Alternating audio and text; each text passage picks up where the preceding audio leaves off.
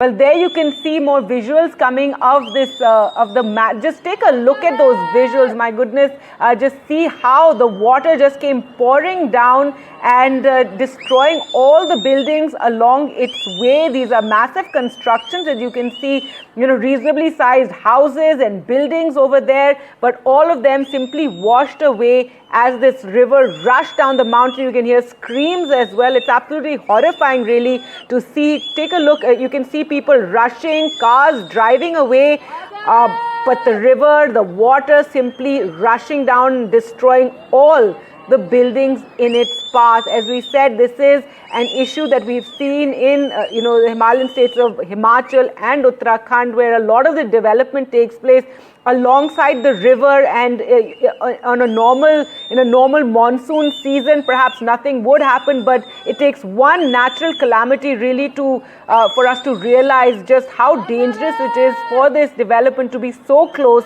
to the riverbed. And you can just see this is the Kheer Ganga river is what it is, where this cloudburst took place. It happened higher up in the mountains where the cloudburst must have taken place, and then the water simply rushing down. There obviously was no warning. There was perhaps no time for these people to even be warned that this danger was, this catastrophe was coming their way. Take a look at how those buildings are just destroyed in the path of the river. You can hear the screams and shouts. The people taking this video also must be horrified.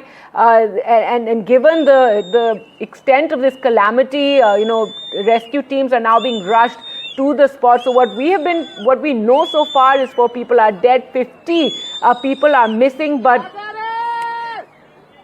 one can just imagine how many more perhaps are affected by this calamity that has taken place in this particular village, Dharali village of Uttarakhand. This is in the Uttarkashi district of Uttarakhand. Just take a look at those shots.